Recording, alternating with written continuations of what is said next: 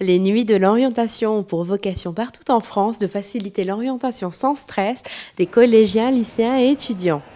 Pour cette édition, c'est l'industrie qui a été particulièrement valorisée. Quoi de plus légitime que d'accompagner les représentants des opérations Bravo l'Industrie à Châlons-en-Champagne puis à Reims pour vous informer mieux encore sur les métiers et débouchés du secteur. Nous participons à ces 2 nuits de l'orientation pour parler de nos métiers, les métiers de l'industrie, de la technologie. C'est séduire au maximum pour qu'ils viennent vers nos métiers. Nos métiers sont très méconnus. Sont dévalorisés. Certaines personnes ont des images très très fausses de ce qu'est l'industrie et ses métiers. Donc nous essayons à travers différentes petites démonstrations de séduire et de leur donner envie de venir nous voir dans l'industrie et de venir travailler dans nos entreprises. L'Union des industries des métiers de la métallurgie a créé les opérations Bravo l'Industrie pour présenter concrètement aux collégiens et lycéens les multiples métiers de l'industrie à l'aide d'ateliers thématiques et de démonstrations de métiers. L'usinage, l'automatisme ou la chaudronnerie n'ont plus aucun secret pour les visiteurs. Mieux encore, on a pu découvrir lors de ces soirées l'ordinateur du futur.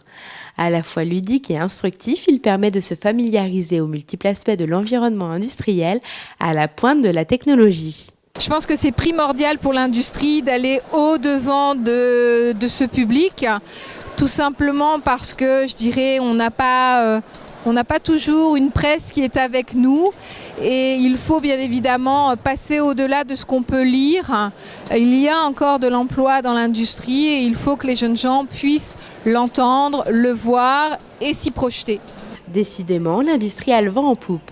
Chacun s'accorde aujourd'hui à penser que ce secteur reste un extraordinaire pourvoyeur d'emplois. Les jeunes et leurs familles ne s'y trompent pas.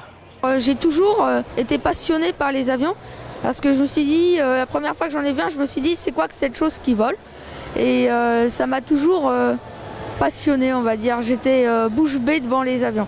Ça me plairait bien, oui, de travailler dans l'industrie. On m'a dit que je pourrais être un de leurs futurs employés et que je pourrais faire partie d'une entreprise qui sera appropriée à ingénieur au métier que je veux faire. On aura toujours besoin de l'industrie pour tout ce qui est production et on a la chance en France d'avoir un bassin quand même assez intéressant pour ça.